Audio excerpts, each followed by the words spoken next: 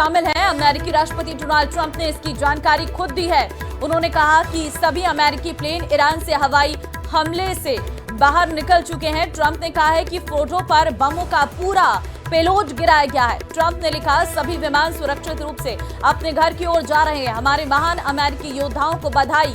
दुनिया में कोई और सेना नहीं है जो ऐसा कर सकती थी। अब शांति का समय है।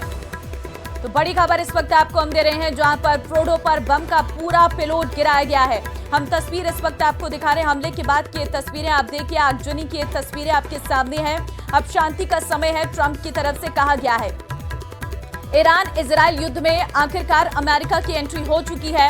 अमेरिका ने हालांकि पहले ही यहाँ पर सीधे चेतावनी जो है वो दी गई है। आप देखिए, जब परमाणु ठिकानों पर हमला किया जाता है तो किस तरीके से वहां पर आग धधक उठती है, उसी का मंजर यहाँ पर नजर भी आ रहा है। आपको तस्वीरों में साफ नजर आ रहा होगा कि किस तरीके से परमाणु ठिकाने ध्वस्त किए गए हैं ईरान के। ईरान में 3 परमाणु ठिकानों पर हमला किया गया है। एक फोटो है, नतांज और अस्वान है। ये 3 इलाके ऐसे हैं जहां पर परमाणु परीक्षण किया जाता था और इन्हीं 3 ठिकानों को अमेरिका ने ध्वस्त कर दिया है। राष्ट्रपति ट्रंप ने इस बाबत जानकारी दी है।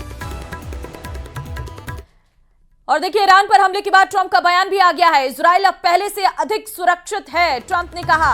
आपको बता दें कि ईरान पर हमले के बाद ट्रंप का बयान आया है। इजराइल अब पहले से अधिक सुरक्षित है, हमें बड़ी सफलता मिली है। ट्रंप की तरफ से कहा गया है कि इजराइल अब पहले से अधिक सुरक्षित है। ईरान पर हमले के बाद ट्रंप का यह बयान मायने रखता है। और इस बीच इजराइल अब पहले से अधिक सुरक्षित है, ट्रंप की तरफ से कहा गया है। बाकायदा ये सोशल मीडिया पर पोस्ट किया गया है, जिसमें लिखा गया है कि we have completed our successful attack. आपको बता दें, जिसमें उन्होंने बताया कि 3 न्यूक्लियर साइट पर अटैक किया गया है और सारे प्लेन जो हैं वो ईरान के स्पेस से बाहर आ चुके हैं। सभी को बधाइयां यहां पर दी गई हैं। खासतौर पर उन्हें अमेरिकन वॉरियर्स यानी कि अमेरिकी योद्धा करार दिया गया है, जिन्होंने ये परमाणु ठिकानों पर हमला किया है। और planes are now outside Iran air space, उन्होंने साफ यह जानकारी दी गई है और कहा है कि सभी लोग अपने घर पर सेफली पहुंच चुके हैं। अमेरिकन वॉरियर्स को यहां पर बधाई देते हुए नजर आ रहे हैं और साथ ही साथ उन्होंने ये भी लिखा है कि अब समय आ गया है शांति का। और न्यूज 18 इंडिया युद्ध क्षेत्र में पहुंच चुका है। न्यूज 18 इंडिया संवाददाता रिफत अब्दुल्ला इजराइल से वहां के ताजा हालात की जानकारी दे रहे हैं। इजराइल के एयर स्पेस बंद होने की वजह से हमारे संवाददाता रिफत अब्दुल्ला जॉर्डन से रोड से इजराइल पहुंचे हैं और ईरान से लगातार हो रहे मिसाइल हमलों की वजह से इजराइल में सड़कों पर सन्नाटा पसरा है। ताजा हालात बता रहे हैं रिफत, देखिए।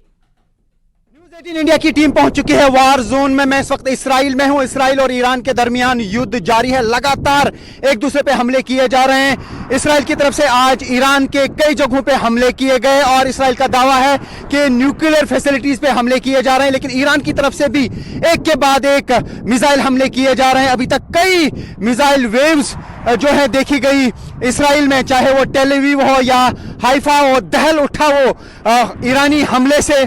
और यहाँ पर मैं इस वक्त एक हाईवे पे हूँ और आप देख सकते हैं यहाँ पे सन्नाटा छाया हुआ है। अभी भी एयरपोर्ट जो है वो बंद पड़े हुए हैं, चूंकि यहाँ पर अभी एयरपोर्ट बंद है। हम काफी मुश्किल हालात में यहाँ पे पहुंचे हैं जॉर्डन के रास्ते से, लेकिन यहाँ पे तनाव देखा जा रहा है लोगों में भी। हालांकि जब हम एंटर कर गए इसराइल में तो हमें पहले ही इंस्ट्रक्शंस दी गई, जो ही सायरन की आवाज आ जाएगी तो जहां पर भी आप होंगे गाड़ी में फौरन बंकर में आ जाइए। उससे साफ अंदाजा लगाया जा सकता है कि इसराइल में किस तरीके के हालात हैं और ईरान में भी हालात बहुत खराब हैं। और अभी सबको इंतजार है कि क्या डोनाल्ड ट्रंप कोई फैसला लेंगे, क्या अमेरिका इस जंग में उतर जाएगा। अगर जंग में उतर गया तो यह कहा जा सकता है कि एक बड़े पैमाने पे युद्ध हो सकता है। हालांकि ऐसा समझा जा रहा है कि कुछ लेवल्स पे शायद डिप्लोमेटिक एफर्ट्स किए जा रहे हैं ताकि ये जंग जो है रुके, लेकिन अभी जंग रुकने का नाम नहीं ले रहा है क्योंकि इसराइल की तरफ से भी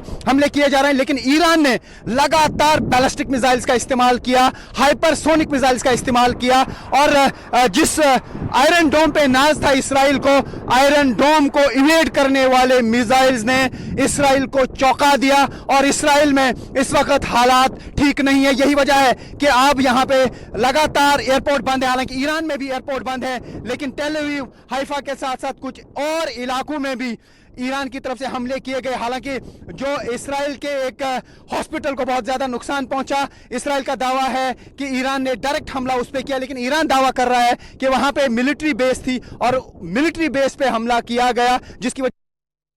न्यूज़ 18 इंडिया की टीम है वॉर जोन में। जी हां, हम इसराइल में हैं। इसराइल और ईरान के दरमियान युद्ध जारी है।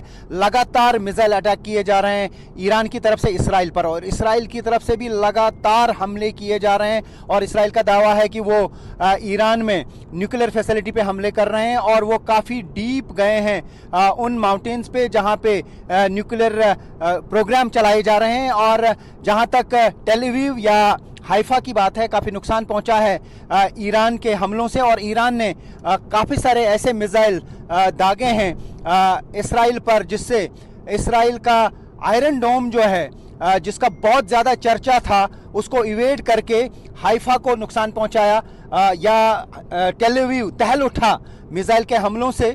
तो अभी एक बड़ा चैलेंज बना हुआ है पूरे मिडल ईस्ट में या ईरान में।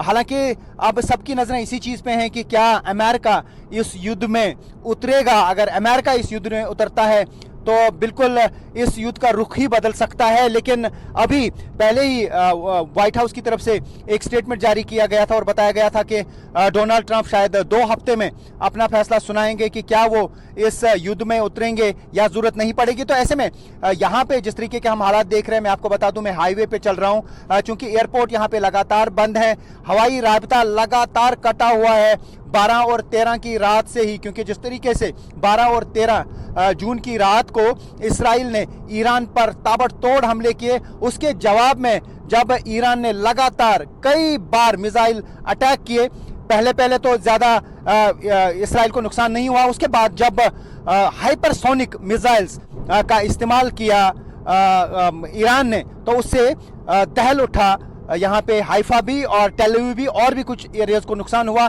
यहाँ का एक हॉस्पिटल जो है उसमें काफ़ी डैमेज हो गया। हालांकि इसराइल का ये कहना है कि हॉस्पिटल पे डायरेक्ट अटैक किया गया, लेकिन ईरान का ये कहना है कि वहाँ पे मिलिट्री इंस्टॉलेशंस थी, आर्मी का एक ये कैंटोनमेंट था, हेडक्वार्टर था, उस पे हमला किया गया। लेकिन फिलहाल